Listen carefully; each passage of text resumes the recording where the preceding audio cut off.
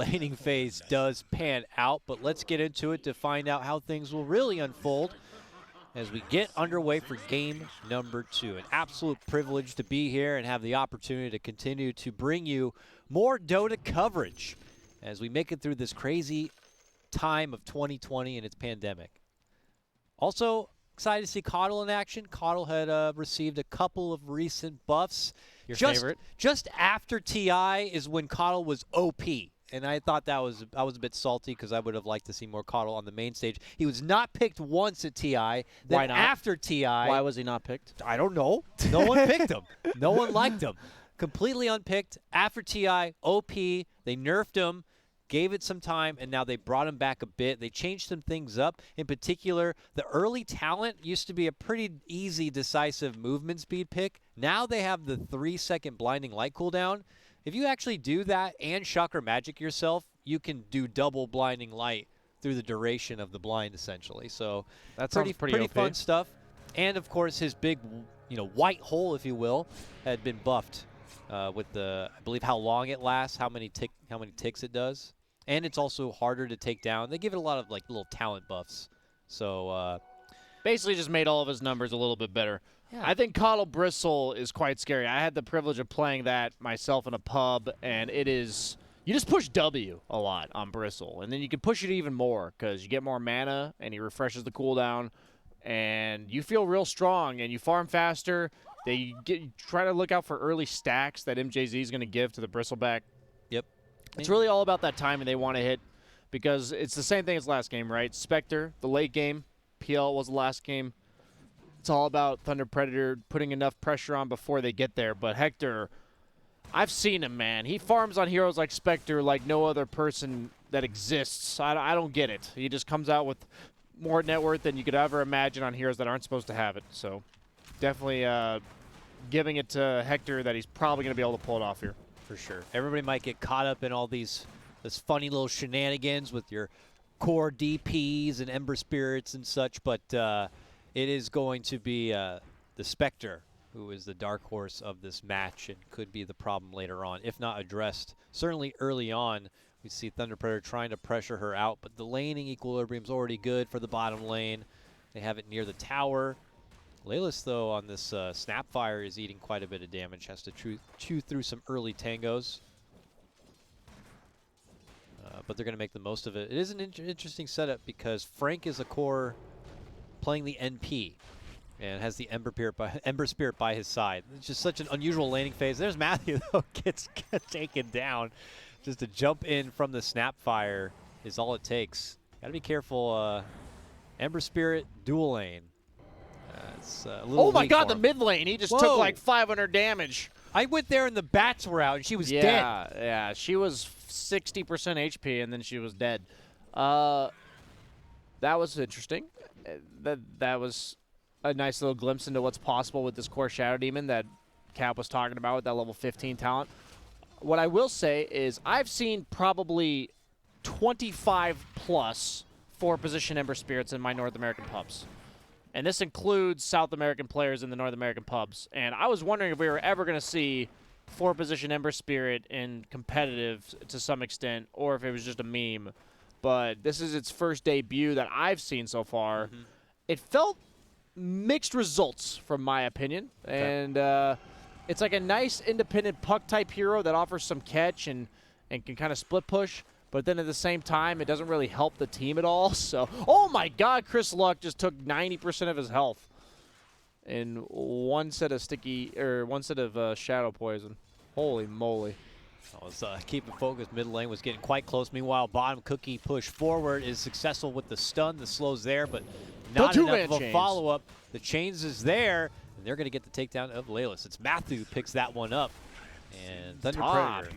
Very secured there. Meanwhile, Schofield getting in action himself. They trade blows. He tossed him, and he quilled, and then he landed and died. So the quill killed the Tiny, and then he landed and died. That was pretty funny. This is ridiculous. As I check back mid lane, it's so low. Yeah, both heroes back and forth, and nobody else in the game has time to help this. You know, usually you have a 4-position roaming to tilt the balance of both these low mid laners, but too much going on in the side lanes right now to be to interfere here. I was gonna say Crystal even has a salve, continues to sit on it, but there we'll decide to pop it out. And what's Schofield and MJZ up to here? Oh, gotcha! Haha, nerd! Bumped him up on the cliff. What are you gonna do about that? What are you gonna do about that? You got no TP. He chased him all the way down, just turned around and bumped him right on the cliff with the blinding light and said, "See you later." That's what we call the 45-second timeout on the cliff. Damn. Doing his best Arteezy impression up there. That is not easy to do. Would you say that he's just 180 bumped him right up on that cliff? Would you say he's stuck between a rock and a hard place as Tiny here? He is legit stuck.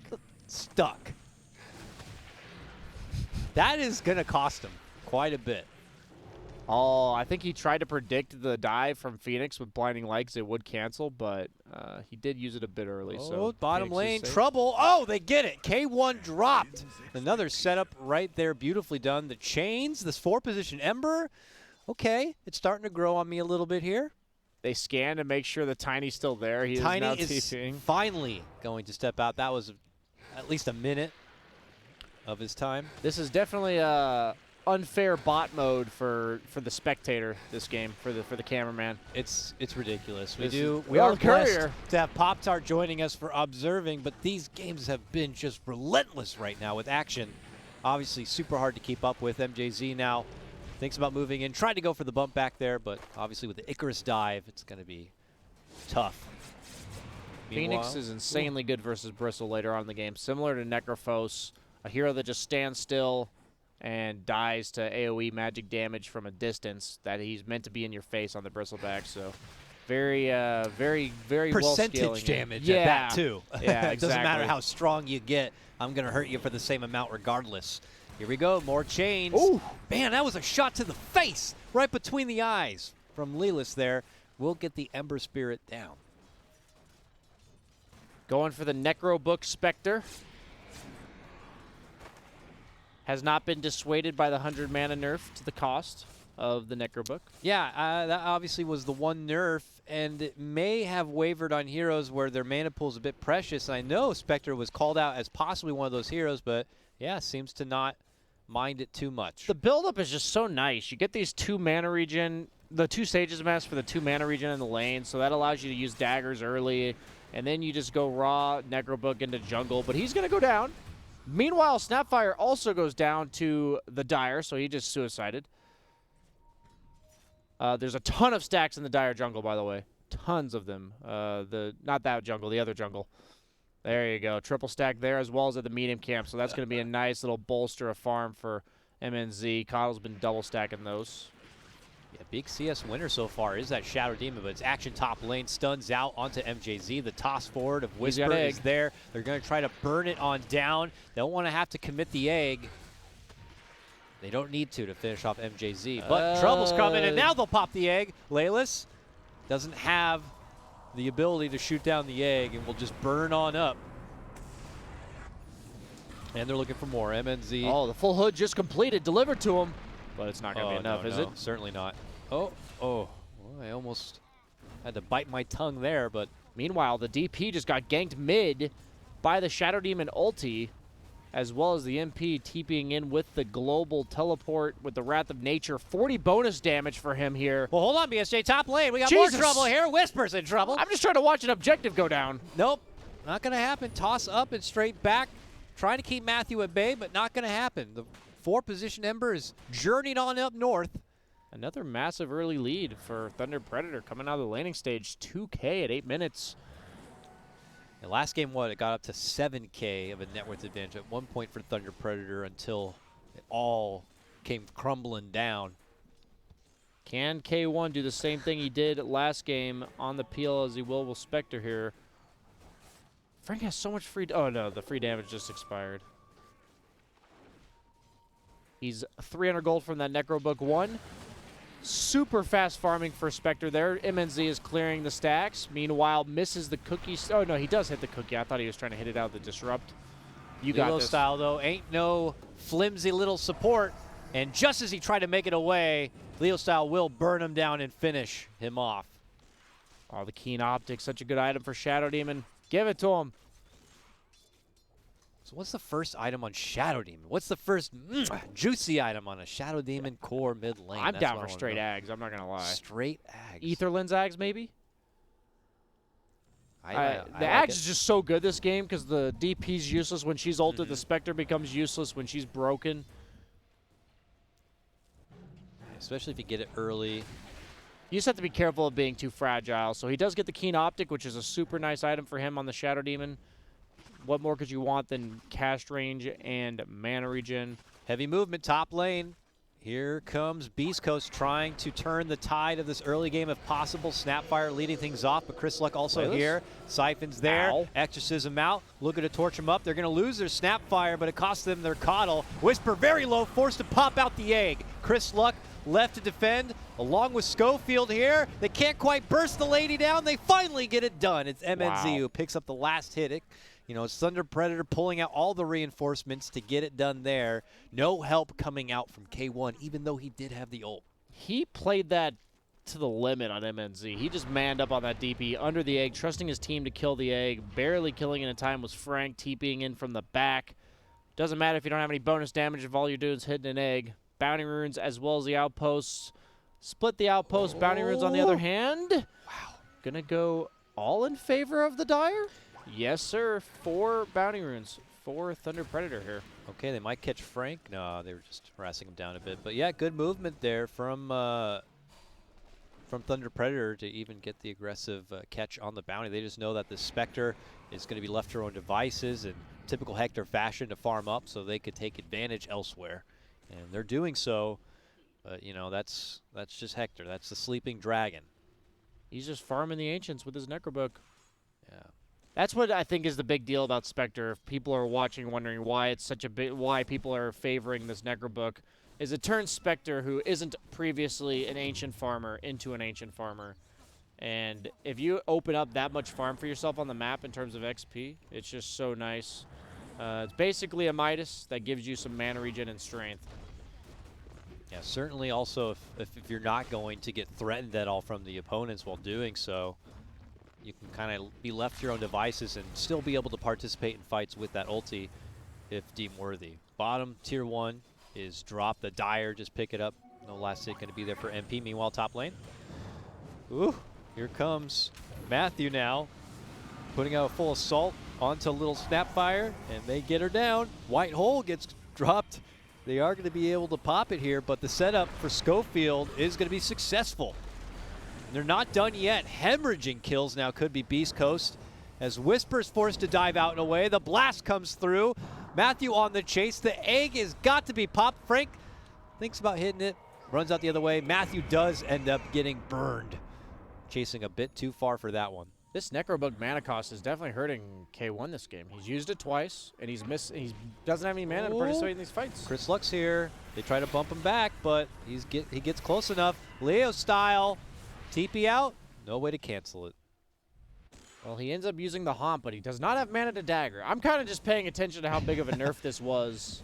Yeah, for the that Spectre. right there, no dagger, unfortunately, would be due to the mana cost. I mean, would it go from like 50 to 120 or something like that? It went from 50 to 150. They Oh raised it by my 100. God. Yeah, that's such an increase. MNZ in a little bit of a pickle fighting under the tower, though it's from the back. He's dishing out a lot of damage, but not nearly enough to deter Beast Coast's assault. Tips being thrown out. Feeling great about that one. They're not done yet. They'll get Matthew too. Oh, yes. Back-to-back takedowns of Matthew there. They finally get Chris Luck. Matthew throws the tips back. They're throwing money all over the place right now. Prepare for a lesson. They're like, just the kills are not good enough. You got to beat them in psychological warfare. Hector's still farming up a storm, though. Despite the fact that this game is looking grim, he's still amongst the top leaders in net worth. Farming one camp with his hero and the other camp with his Necrobook. This reminds me of his Wraith King, where he just farms with his skeletons, except for he can control these. Yeah, Thunderbird, they got to push and push, push, push, so that timing never comes, or they got to seek out and find Hector and nip it in the bud. But, you can't just let the sleeping dragon sleep. He appears to just be going straight for the Radiance, thinking that the Treads or the Yasha is not going to make any difference in the short term. He just wants to invest fully into the future of his team here.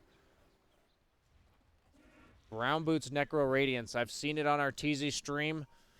Must Usually be legit. accompanied by worser music. All right, smoke movement here. It was a circled out game plan from Thunder Predator, finally to possibly catch out Hector. They do see him here. It's Leo Style who spots it. There's the disruption, the remnant in. He dishes out the purge damage, looking to go for the finish. Can he get enough damage follow-up to pop him?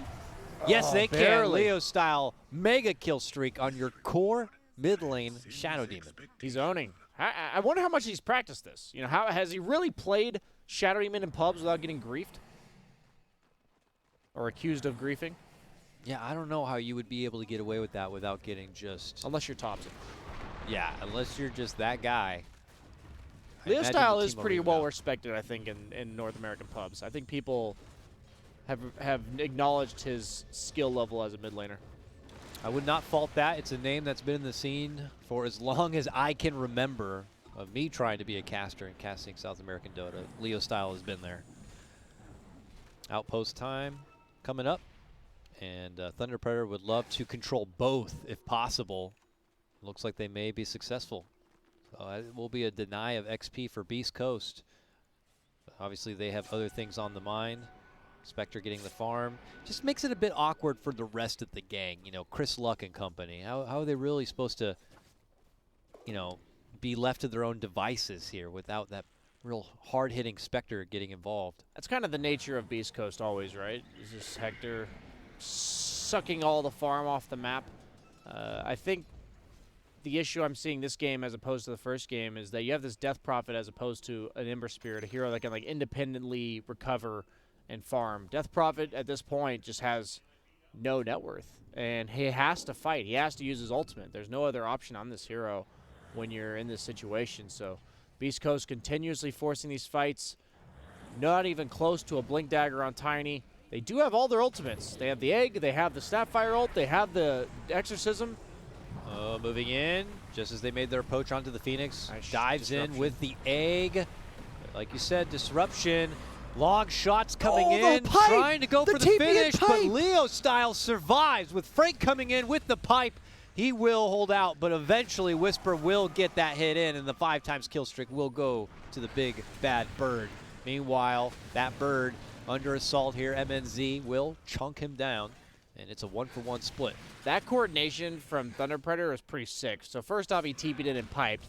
Second off, the Coddle actually gave him mana to refresh his disruption, which was 1 second away from being off cooldown to save himself. So that was pretty sick that they almost saved Leo Style here. You're going to see the TP and pipe midair. Boom! Into the Coddle refresh here to try to give him the disruption. Oh, yeah. It's so close. But the burn's there. Meanwhile, back in the fight, we got a drop now of the Will-O-Wisp. Catches him out a little bit, but not really enough of a follow-through. More defensive, it would seem, while they disperse. Frank able to get the grab onto Schofield. MJZ being hunted here from Hector. But they can't pursue. He's got that blinding light that bumps him back. And here comes silence. Chris Luck moving in. Ember can't make it out in a way. He's forced to turn and fight, but leads to his own demise. MNZ still flirting with him a bit from the high ground now. Chris Luck has that Soul Siphon, which just sucks up so much. Whisper there now, healing him out. Very nice assistance here on for Chris Luck. You know, Hector is nearby in the mid lane, farming, but not participating in this. He doesn't have the ult and knows that his attention needs to be elsewhere. Eggs coming off cooldown in 5 seconds. Oh, the Bristleback. Toss back, MNZ. This would be huge for them to get done without the assistance of Spectre, and they are able to do so. Chris Luck picks that one up, throws him the tip, and chases the rest of them out of the jungle. The DP Phoenix honestly makes it really scary going later into this game when you have this Bristleback core. Oh my gosh. Chasing for more. That's an Ember Spirit though. He's not greedy. easily brought down. And two-man chains into the Coddle Blast underneath the tower. Yeah, that was a bit too much. If Phoenix is not hanging around to help out. He's like, I'm done with this shit show. I mean, they left Chris Luck behind though. He's fine. Space, I guess. Yeah. They slowly bring Chris down. Meanwhile, top lane, Yep. Spectre almost has a Radiance. Does have a Radiance at 18 minutes. Brown Boots, Necrobook, Radiance, 18 minutes into the game. This is worst case scenario for Beastcoast, meaning that this is about as late as you'll ever see this Radiance coming because they're down by 5,000 net worth, and he still has it at 18 minutes. And I still see a tier 1 top lane. All the tier 2s are still there. Yeah. There's a lot that Thunder Predators still have to break through to really be a game-ending threat.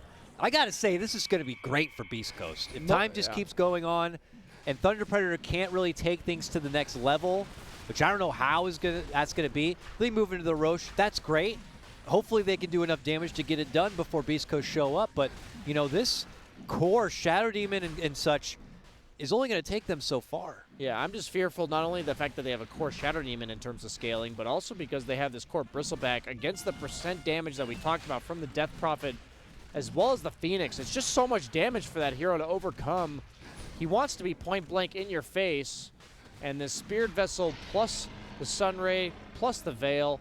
Oh, they do use Snapfire ulti. Interesting. Just to, I guess, to scout there.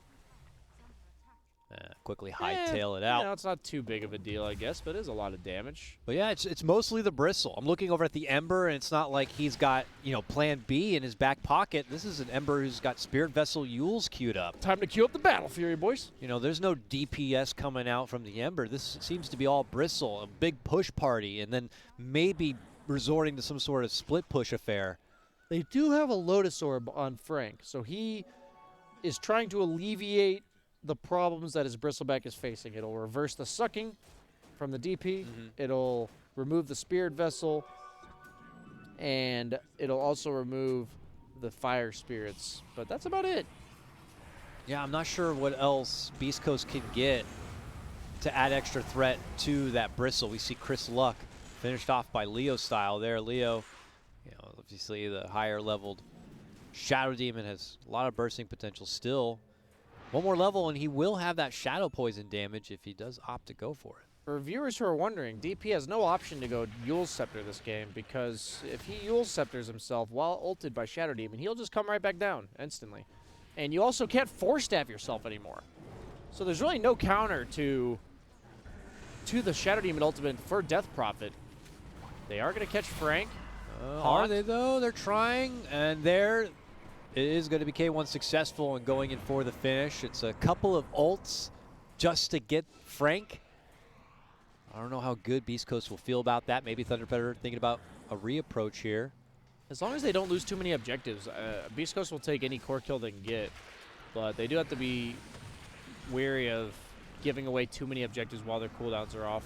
Tiny does have the Blink Dagger, toying with him a bit. Yes, he does. Oh, gosh, Hector, oh, no. Whoa, whoa. They found out little Spectre here and got the jump and got the finish. He knows he needs a Manta ASAP just because of all the things that he can remove with it. Now suddenly they're knocking on this tier 2, and Schofield may have to cut the creep wave a bit to alleviate possible pressure here. Uh-oh. We could just TP. Oh, he doesn't have one. Never mind. He cannot TP. Bounty Rune. Drive by. Nice. Value. It's space. Nice Avalanche. No problem. He's fine. He has Frank- a Quelling Frank Blade for the TPs? Sprout. Oh, God, the blink range on that. And he has 100 cast range talent. He has so much cast range. He has the Ether Lens plus the Keen Optic plus the cast range talent. Yeah. That is a huge AoE. Huge amount of range to work with. Well, Hector, lesson learned for that fight. Back to farm. Meanwhile, ooh, TP in. MNZ and Frank looking to get a hold of Layla's, but nice quick TP from the Snapfire. Sends her back to base. Wonder if we're going to see any Silver Edges this game. It looks like Frank's already queuing his up for the Spectre. Potentially on the other side. Yeah. Don't really know who would build it, but they have to worry Exactly. about the Bristleback. Yeah, they need extra threats for that Bristleback. If Frank's going to be there to bail him out with the Lotus Orb, like who else is going to be stacking on top? And it really doesn't look like much. I mean, maybe that person should be the Tiny, but he's got a Glimmer Cape instead on Q. And yeah, BKB, of course, for the Death Prophet. Ags for Phoenix. But we'll see. It's to save his Death Prophet, which he gets ultimate. Gets the Shadow Demon ultimate on her. I think that's why he's going for the X. Yeah. They don't have too many egg hitters also, so could get away with it. Schofield says, how's it going? To How's stop little- down the wave. Yep. Hey, how you doing, buddy? Beastcoast have time.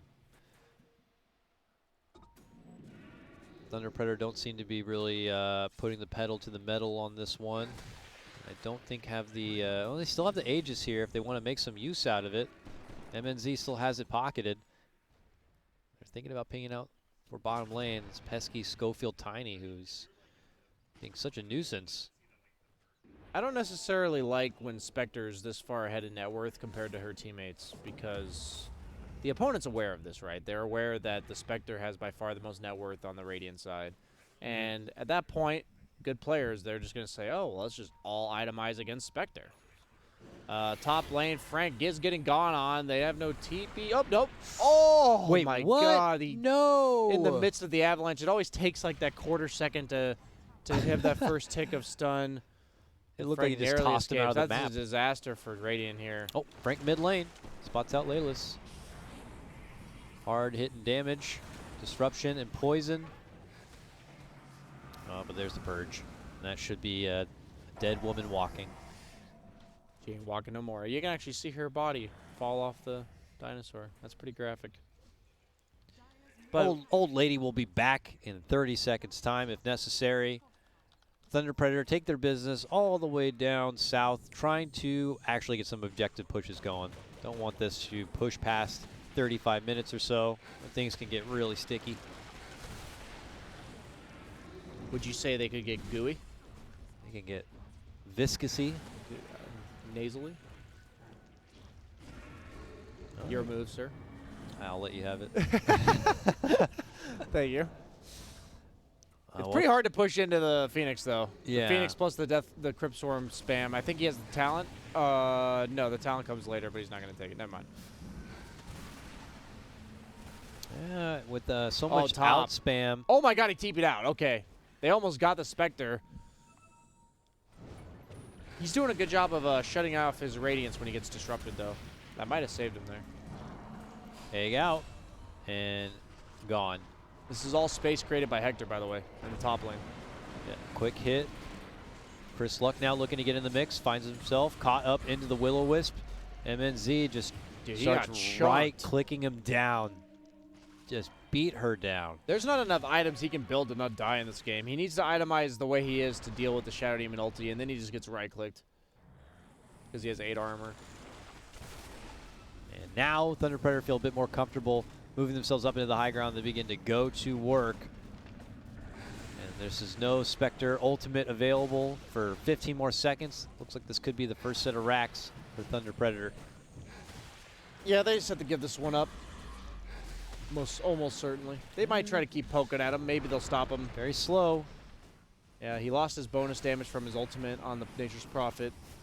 1 second. Haunt is available now if they really want to defend this. Oh, they might prolong this as long as possible, such that, yep, the Haunt comes There out. it is. But at that moment, Leo Thunder Predator immediately pull off. Blinding Light bumps him back. And he tries to put the focus on the Leo style. That's a huge Successful there.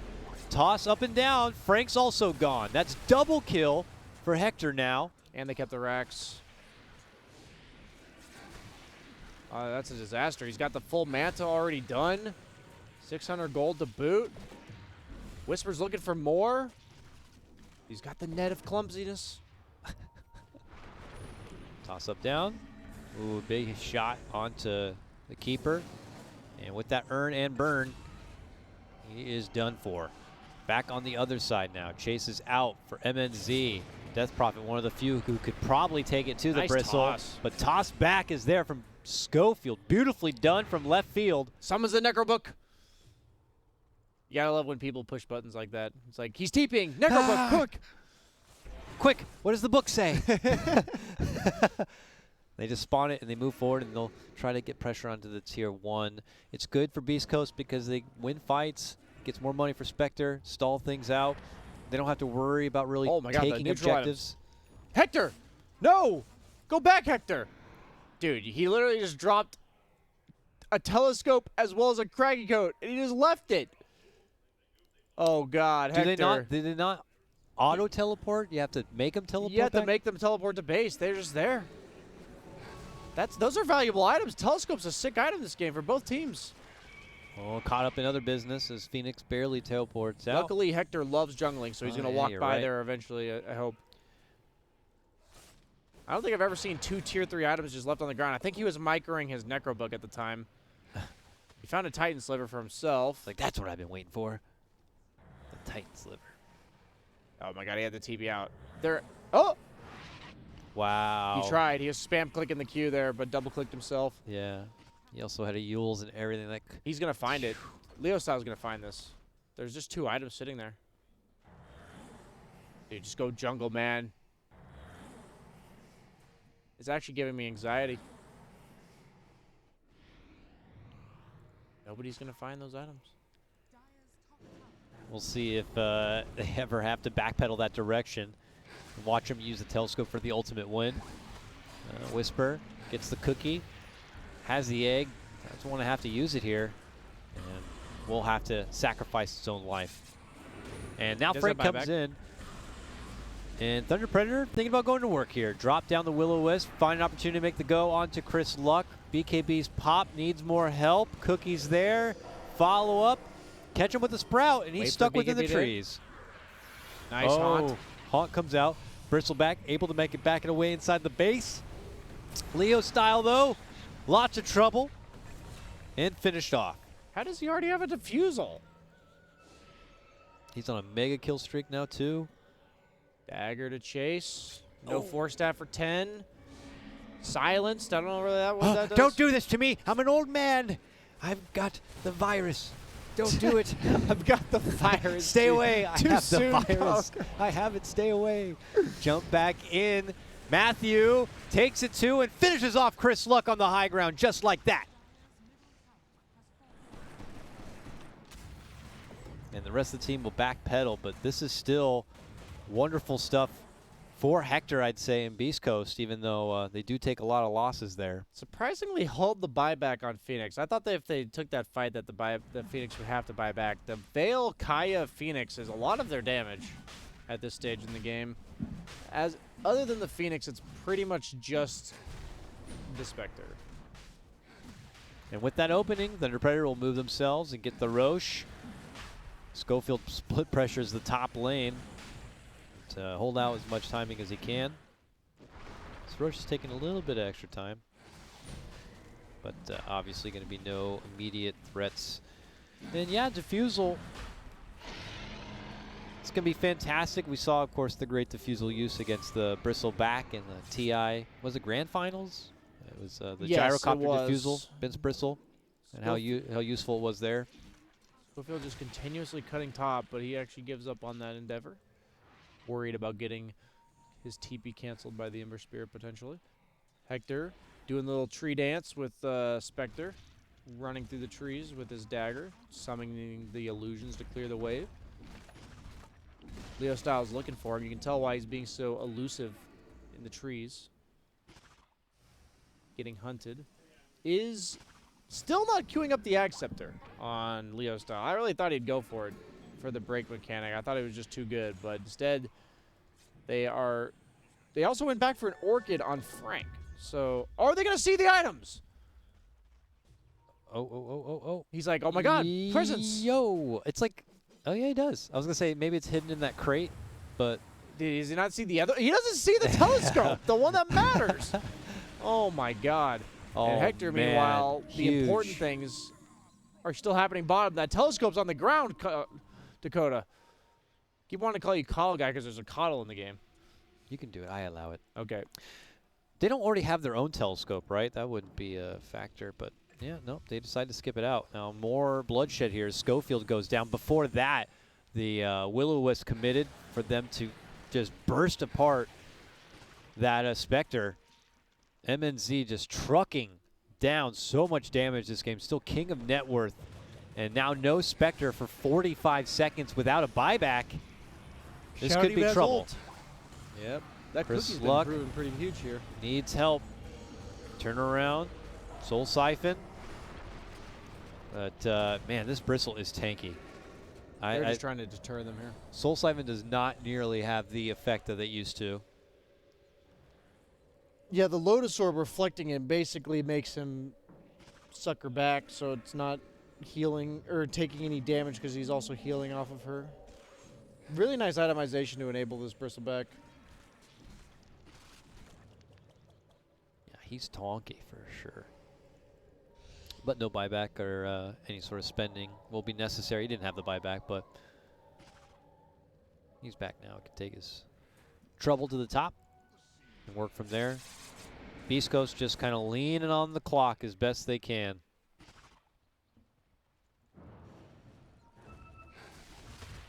And for Thunder Predator, a basher next in line for MNZ, but he's, you know, he's got a pretty loaded inventory here. Really only space for where the Aegis will be.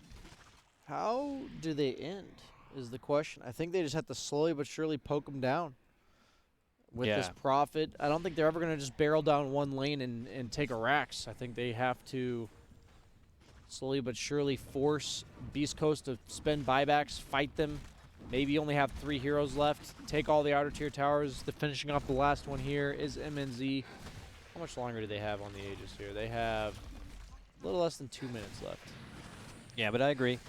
Whether it's taking a fight and having the numbers advantage to close things out, or just splitting apart the pressure and taking it to Beast Coast from multiple lanes. Yeah, here it is. Gonna get a range Rax most likely. Has BKB. Doesn't pop it just yet. This is what you do as a Nature's Prophet. Now backpedals the other way. Move in with the Will-O-Wisp. Laylis is going to be able to easily take it down, though. No BKB Prophet. Swinging in. There goes the Phoenix Egg. MNZ immediately He tries can't to kill crack that. it, but he has to change his process while Hector takes it to the back lines. He's going to get hit with disruption, though, and that holds him off. The chase continues. Leo style does get finished, but MNZ is the big hitter, and they have to leave this bristle for last or just avoid him altogether. He is too much trouble. Wow, Prophet goes down right before he finishes TP in the back. Meanwhile, Ember could be next, is next. That only leaves the raid boss now. And now you can kill him because he's the only one alive. No buybacks for anyone else. Get him, boys! They surround him in the river, around the front, toss him up and down, and that's just one life. Let's do it again. No BKB on him. He's definitely just dead again. Nice cookie time stun. And we're going to see a replay. We're just going to assume the Bristleback's going to go down. He does end up falling. Bristle does fall. This is the start of the end, I believe, for Thunder Predator. They do such a good job of prolonging the fight on the side of Beast Coast. Notice how they force out so many abilities. The ultimate from the Coddle, the BKB from the Prophet. Trying to get that egg is the Bristleback, but it's just him, and he's clearly not enough, and he realizes that pretty quick. This Shadow Demon, we were concerned about it scaling. Just get forced to run away the entire fight, even if he doesn't go down that quickly. He hasn't done really anything. Does go down, and just so much crap that Beast Coast can just throw, right? Like, you have the Snapfire ult, the Tiny Avalanche, the Snapfire. Yeah, I said the Snapfire ult, excuse me. The Spectre ult, the Phoenix Egg. Yeah, it's chaos for It's sure. like, imagine playing it from the opponent's perspective, where you're like, when do we cast spells? Like, there's just so much crap in front of us. Most of them are there to enable the Bristleback, but when they all get jumped, it's just it's absolute chaos there. As we see Whisper dancing around a bit with Matthew. It's K1 stepping in, and he's back on a killing spree now on the Spectre. He had a BKB queued up, but now that they won this fight, he's like, screw it, Scotty boys, let's go. It's pretty nice against the 3 ranged heroes, especially 2 of them being cores on the side of Thunder Predator. Scotty does go up in value based on the opponent being ranged. Beast Coast all as a team towards the top lane now. I haven't really seen him in this kind of offensive position really since the early game, it feels like. But here they're able to kind of secure the outpost. He actually buys a BKB with the ultimate orb, so he TPs to base, has a haunt, has BKB. Spectre's pretty scary, still down by 6,000 net worth though somehow. Yeah, Bristleback and Nature's Prophet both helping, because when you look at the next biggest net worth for them, it's not really that high for both teams. It's the Phoenix and then the Shadow Demon on the other. They're on the Shadow Demon bottom. Haunt Chasing is him used out. aggressively. He got glimmered and Triple force staff. yeah. They're doing everything they can to catch him. Frank puts himself into the fray, forced to pop the BKB.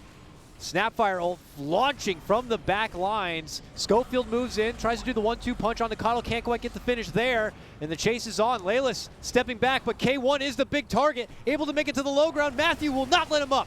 He finishes him off. Matthew tries to make it out the other direction, will survive for now, while Chris Luck is stuck dealing with MNZ and is not going to be able to make it away.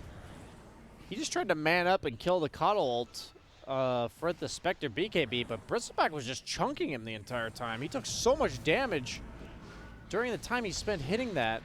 I don't think Hector expected that. And he just got chased away with no health. And I just want to say that I believe they got the telescope on the Dire side, because there's no telescope there, and the Shadow Demon now has a telescope. By Watson, I think you're right. Shadow Demon may have the telescope now. I don't know if it's going to be a game changer at this point, but that fight certainly has propelled Thunder Predator on the up and up here. They get to finish out the bottom set of racks, and they still have 40 seconds before the Spectre can even come and contest. This is 2 sets of racks. Are we going to get more? And Matthew takes out Laylis, you know, just throwing their bodies into Thunder Predator, trying to slow them down, I imagine. Yeah, still 20 seconds. Well, that's going to be unfortunate for Beastcoast and Hector if it's all for naught. This is a Hector move if I've ever seen it. He doesn't have buyback in favor of having an ultimate orb in his inventory. And that is Megas. So Beastcoast, if they want to keep this one alive, are going to have to do it through Megas. Oh, no my buyback God. on Death Prophet, so that's looking like a GG. Oh, no. Spectre and that's Phoenix tier against fours. the world. And this is going to be a final hurrah for Beastcoast, it looks like, as Spectre returns, pops out the ulti. Thunder Predator come together. They look to converge, trying to see if they can snipe down Matthew, but he'll commit the egg. And they quickly pop it. And that is it. Thunder Predator, not the same story we saw in game number 1. This time Thunder Predator are able to hold and maintain their advantage throughout the whole game and will not let Hector do his Hector things, but not